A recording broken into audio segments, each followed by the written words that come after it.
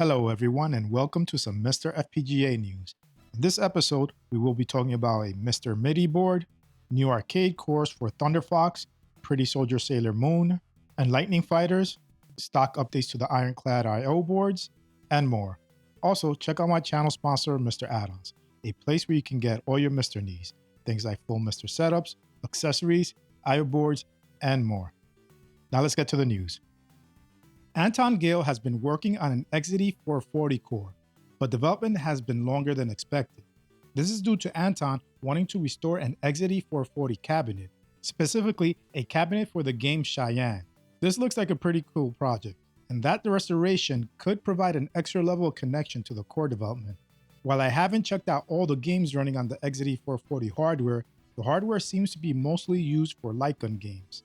It would be nice to have more light gun arcade shooters on the MiSTer FPGA.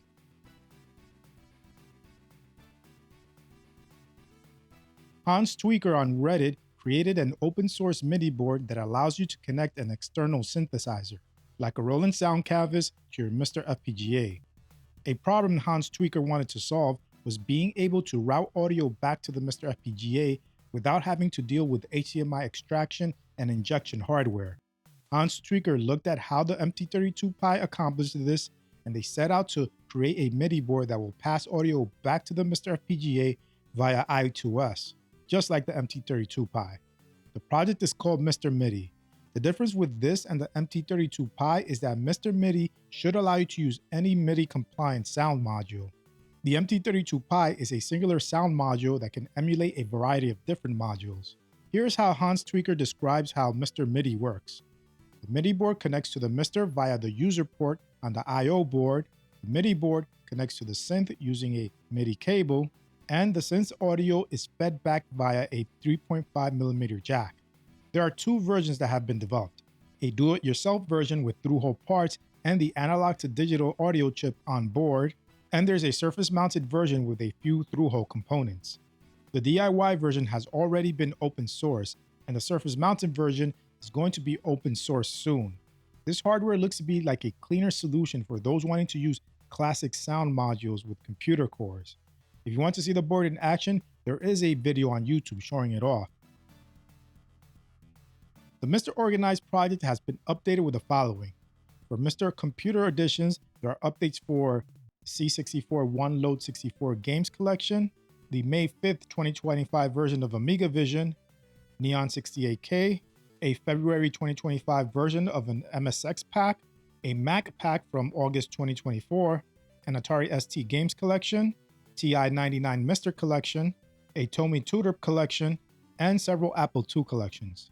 For MiSTer Console Private Editions, there's support for more English translations, and there was also more support for Super NES MSU1 games, the latest revisions from Infidelity, Project Nested, and Rumblemans. These are NES game ports to the Super Nintendo. There are also more Game Boy Color MSU1 for Super Game Boy Core, support for more Mega Drive MSU MD games, more Super Mario Bros. Arena hacks, and more retro achievements. Check the public Patreon post for the complete details on this update.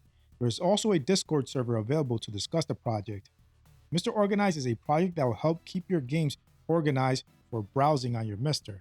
It contains custom DAT files that instructed on how to organize your games.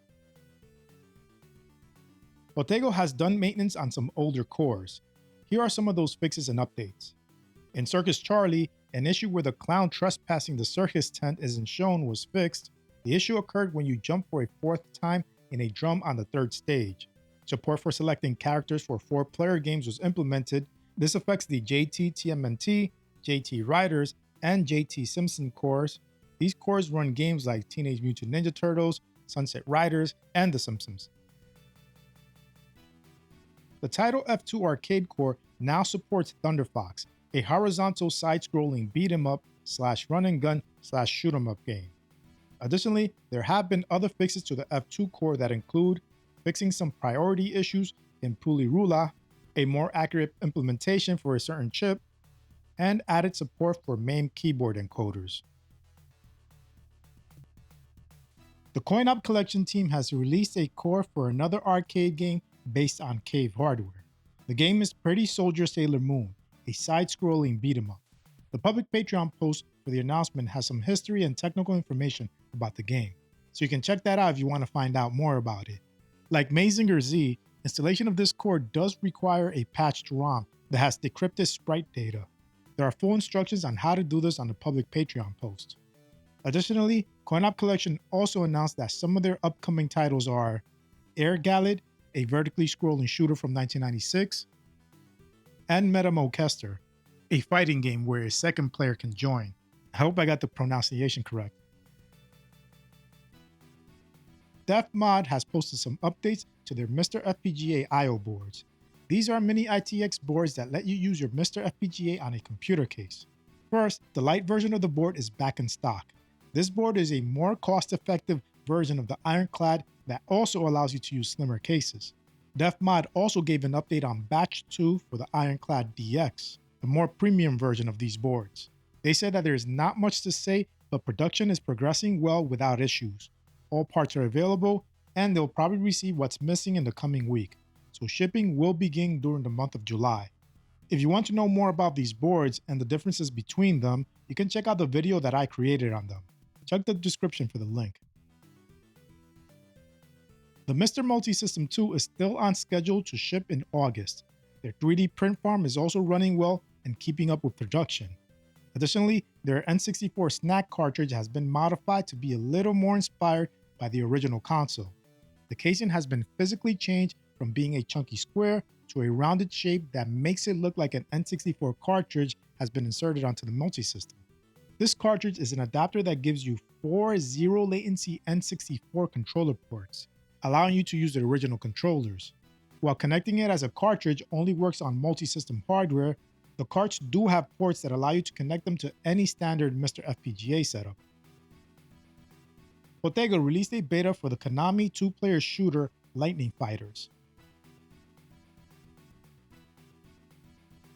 Additionally, Jotego has updated other cores. These updates include added support for player selection to the JT Twin core. This affects Dark Adventure/Devil World. There's restored sound balance to the System 18 core to the previous value. Jotego's still working on Moonwalker low volume during the Magic Dance. Fast loading has been restored on CPS 1 and 2 cores and other cores, and the flip option was added to Desert Breaker via the scaler in the MiSTer FPGA. And other miscellaneous MiSTer fixes and updates are, to the Game Boy core, an option for extra sprites was added. This update to extra sprites might help with sprite flickering. There are fixes for HDMI video, and the framework was updated.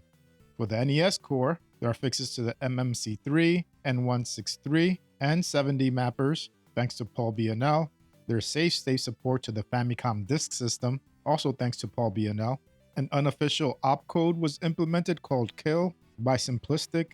Grey Rogue added the ability to allow oversize on the MMC3 mapper, and the framework was updated. For the ADC test core, the framework was updated. The ADC test is a utility core for the tape input that tests the analog to digital converter board and input levels. For the Game Boy Advance core, there were CPU, video, and audio fixes by Paul B&L, and the framework was updated. On the Amiga core, there are auto configuration fixes, fixes for the Nexus 7, Domination, Sanity Roots 2.0 demos, thanks to TDelage26. There's a bug fix for the TG68K CPU implementation. A 230,400 baud option was added for PPP, thanks to Thera34. A TOD clock bug was implemented. This fixes music for Pit Fighter and Torvak the Warrior. This was implemented by TDelage26, and the framework was updated. On the 6809 CPU implementation, a bug was fixed related to interrupts just after exiting from reset condition. This should affect cores that rely on the Motorola 6809 CPU. For the classic computers Casio PV1000, Supervision 8000, MyVision, and Tomy Tutor, the framework was updated. And for the Casio PV2000, there's support for .rom files, and the framework was updated. So that's it for this episode. Please also try to support Sorge, the maintainer of the MiSTer project, and other MiSTer developers and contributors on support platforms such as Patreon and Ko-fi. Their hard work allows us to enjoy this amazing project. I also provided links to all my sources in the description. Make sure to also check out retrorgb.com to see my MiSTer News videos in blog form and to get more retro-related content. Anyway, I hope you enjoyed this video. If you did, please give it a like, and if you want to see more content like this, hit the subscribe button and this bell icon so you can get notified of future videos. Thanks for watching, and I'll speak to you next time.